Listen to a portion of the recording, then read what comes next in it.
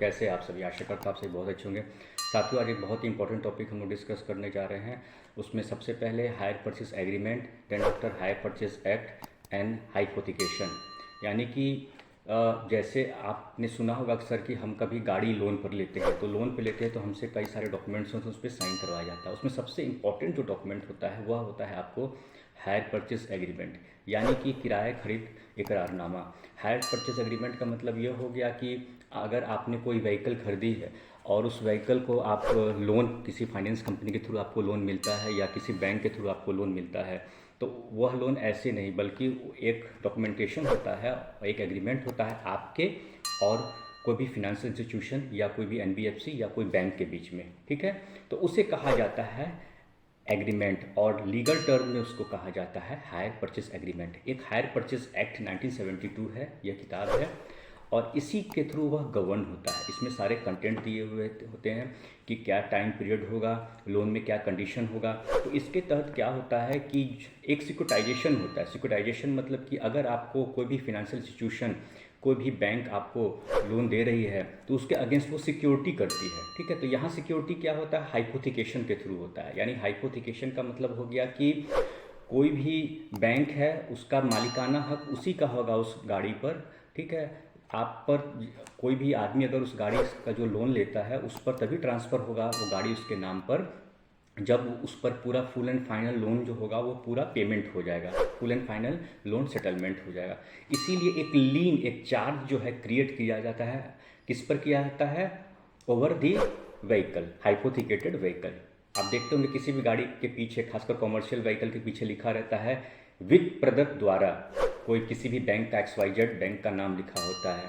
ठीक है, या हाइपोथिकेशन और नीचे फिर XYZ बैंक का नाम लिखा होता है। तो यह होता है आपको हाइपोथिकेशन।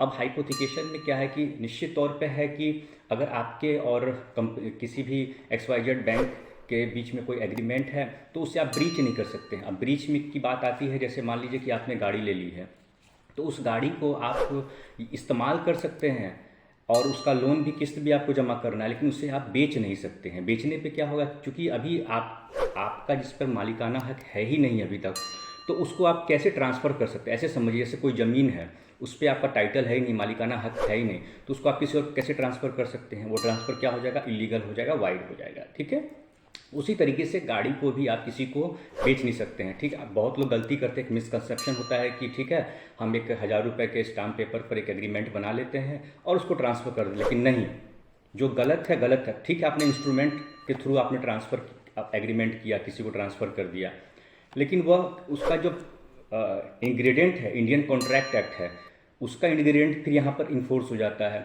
और जैसे ही आपका पर्पस जो है इलीगल हो जाता है, तो वहीं पर ही यह जो एग्रीमेंट भी वो होगा किसी को ट्रांसफ़र करने या बेचने का, तो वहाँ पे आपको वह इलीगल हो जाएगा, वो एग्रीमेंट भी वहाँ पर, ये टोटल जो करारनामा है वह गलत हो जाएगा। अक्सर ऐसे केसेस आ जाते हैं यहाँ पर कि किसी ने गाड़ी किसी बैंक से लोन पर फाइनेंस करके लिया हुआ है और इन द मीन टाइम वो किसी और को बिना बैंक को बताए ट्रांसफ़र कर देते हैं।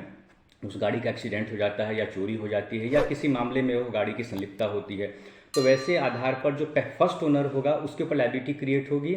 और दूसरी बात है कि जब गाड़ी के साथ कुछ ऐसा हो जाता है तो वो लोन की पेमेंट नहीं कर पाते हैं, तो जो थर्ड पर्सन है जिसको आपने गाड़ी ट्रांसफ़र कर दिया उसको कोई मतलब नहीं है। आपने जो कि आपके नाम से भी गाड़ी है, हाइपोथिकेशन आपके नाम से है, तो सारा एक्शन, लीगल एक्शन आप ही के ऊपर होगा। तो इस बात को आप समझ लें। ठीक है, अब ये तो आगे आपको किराए खरीद इकरारनामा, हायर परचेज एक्ट और एग्रीमेंट की मैंने बात करी।